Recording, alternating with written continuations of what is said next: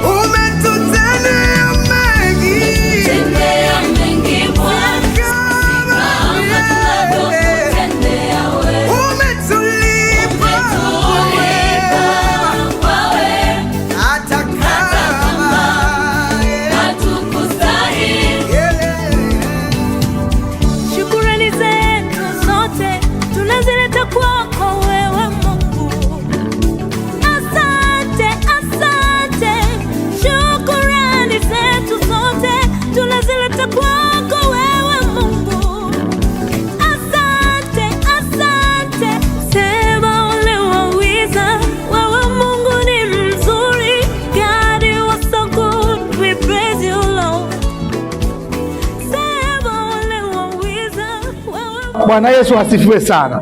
Haya ndiyo maneno Paulo anazungumza na Timotheo kuhusu hatari ya nyakati za mwisho.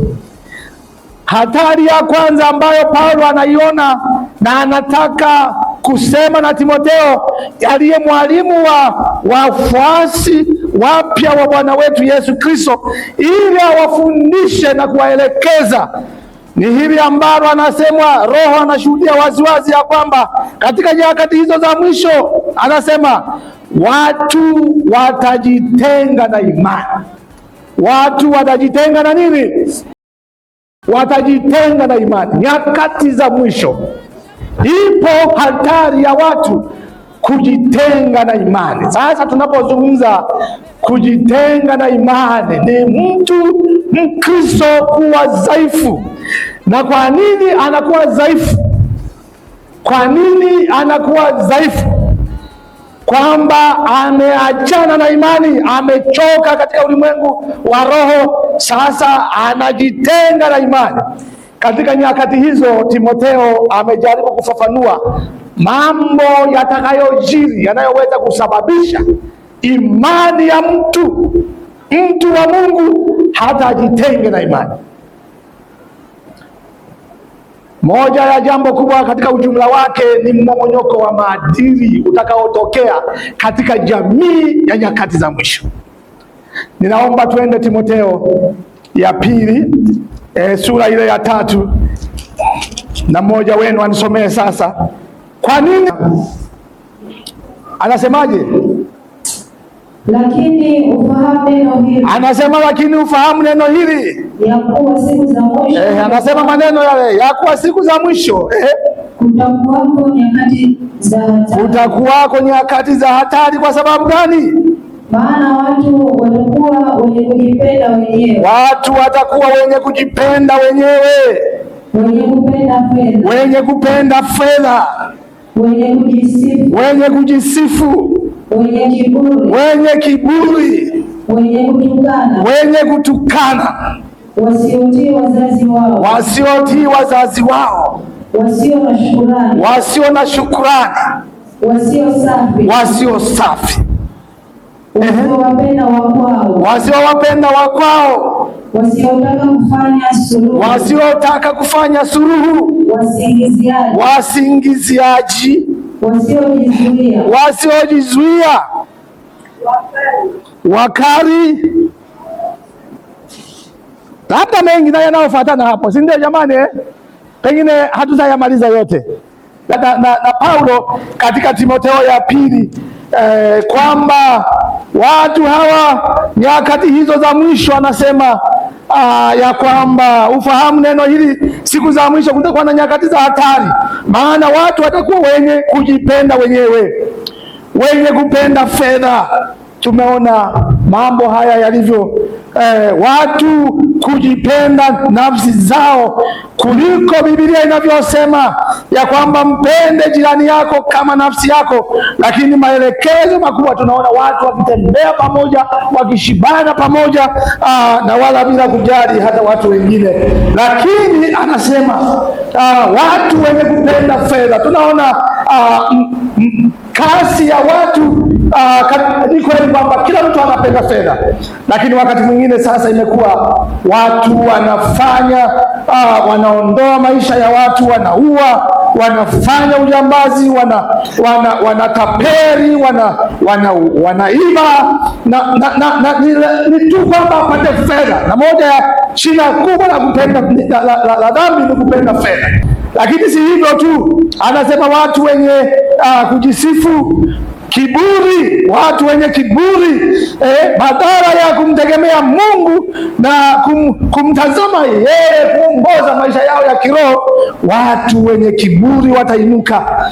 Na sasa kusurvive kwenye maisha haya ya watu wenye tabia mchanganyiko za namna hii, wakati mwingine inahitaji imani kamilifu, yaani ujifahamu. Lakini si hivyo tu, anasema wenye kutukana, wenye kutukana, tabia na mmomonyoko wa maadili. Matusi yanakuwa kawaida, wakati mwingine haijitambui jamii kama ni jamii ya kiroho, lakini naweza kutoa matusi, naweza kutoa maneno machafu katikati ya mtu na mtu, katikati ya ndugu na ndugu, katikati ya jamii, katikati ya familia, maneno machafu ambayo yanaashiria kabisa ya kwamba hayatokani na Mungu, hayatoki katika sifa na utukufu wa Mungu, lakini yanatoka kwa adui.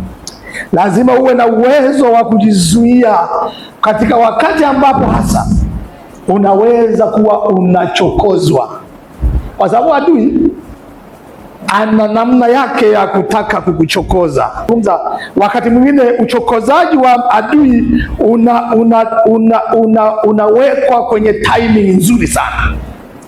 Kwa nini? Wakati ule Yesu, tulikuwa hapo jana, wakati ule Yesu amekuwa hapo jangwani, shetani akijua huyu ana njaa ya kutosha, anahitaji chakula, akaenda pale akamwambia, kama wewe ni mwana wa Mungu, amuru kwamba haya mawe yawe mkate. Na anajua ana njaa. Bwana Yesu asifiwe. Kitainuka kizazi cha vijana ambao siku hizi wanasema wengine Gen Z, wana mambo ya ajabu, hawasikilizi. Kama hawasikilizi wazazi, maana yake hata ndani ya jamii nani anaweza? Zamani tulikuwa tunachapa tu mtu leo, ukionyesha tabia mbaya huko barabarani ninakuchapa wewe kama ndio ni barabarani. Halijali, jaribu siku hizi utakwenda mahakamani haraka sana. Akishindwa kuwa mtiifu nyumbani, Gen Z huyu atafanya maajabu huko. Hakuna atakayemheshimu mwingine tena. Amen. Nyakati hizo kizazi hicho kitakuwa. kisichotii wazazi, pamoja na mahangaiko hayo yote. Umezaliwa, umekwenda, umefika, unafika wakati wa kumwambia baba yako dingi. Unamwambia mama yako unanichosha, eti kwa kuosha vyombo. Hasa mtoto wa kike kupika sasa si swala la kawaida. Unachoka kupika, unachoka kuosha vyombo. Nilipata binti moja kutoka Nairobi Arusha, hata sahau mpaka siku ile majani alikuwa amekwisha, na ni mwanafunzi wa chuo kikuu. Ameenda jikoni akakuta majani yako mapya pale, paketi yote ikatolewa ikawekwa kwenye maji ya chini ya lita moja. Unafikia na tengeneza nao, tunaamka tunakuta majani yako wapi? Hamna. Tuangalia chai ya maji chini ya lita moja imewekwa majani paketi yote, karatasi iko pale. Msomi wa chuo kikuu hajui kupika chai tu, anategemea wewe mke wa mtu, si utarudishwa tu miezi mitatu.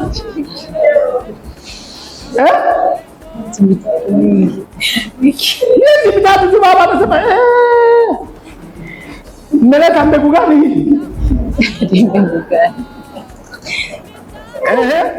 Lakini akasema watu wasio na shukrani, fanya chochote, fanya mema, toa msaada. Hauoni dalili ya mtu kusikia kwamba amefurahi kwa sababu umemtendea hivi.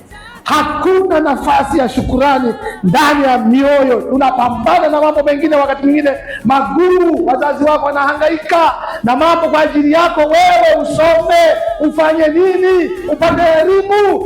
Wewe mahangaiko yale ukamshukuru Mungu kwa ajili ya wazazi wako, au kwa sababu ya ndugu wengine wanaokuwa msaada na mchango katika maisha yako. Kama mtu moyo wa shukrani kwa mtu Mkristo ni moja ya mambo ambayo ni sehemu ya maisha mapya kwa mfuasi wa Bwana Yesu. Amen. Sisi ni chumvi ya dunia, ladha yake ionekane. Sisi ni chumvi ya dunia, ladha yake ionekane. Sisi ni chumvi ya dunia, ladha yake ionekane. Sisi ni chumvi ya dunia, ladha yake ionekane. Tumewekwa ndani ya dunia ikole. Sisi ni chumvi ya dunia, ladha yake ionekane. Tumewekwa ndani ya dunia ikole. Sisi ni chumvi ya dunia, ladha yake ionekane. Wakumi ya uharibifu unaoleta na dhambi. Sisi ni chumvi ya dunia, ladha yake ionekane. Wakumi ya uharibifu unaoleta na dhambi. Sisi ni chumvi ya dunia, ladha yake ionekane. Jambo lingine anataja ya kwamba watu watasikiliza roho zidanganyazo na mafundisho ya uongo. Watasikiliza roho zidanganyazo na mafundisho ya nini? Kwenye hiyo Timotheo anasema hivyo kwamba siku za mwisho watu watajitenga na imani, wakisikiliza roho zidanganyazo na mafundisho ya mashetani, kwa unafiki wa watu wasema uongo, wakichoma moto dhamiri zao wenyewe.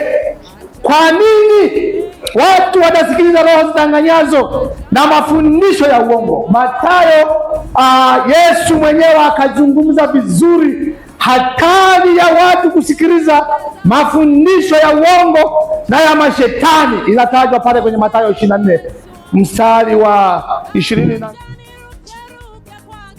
Anasemaje? Mathayo 24 mstari wa 24 nasema, ndio, kwa maana watatokea makristo wa uongo. Kwa maana watatokea makristo ya nini?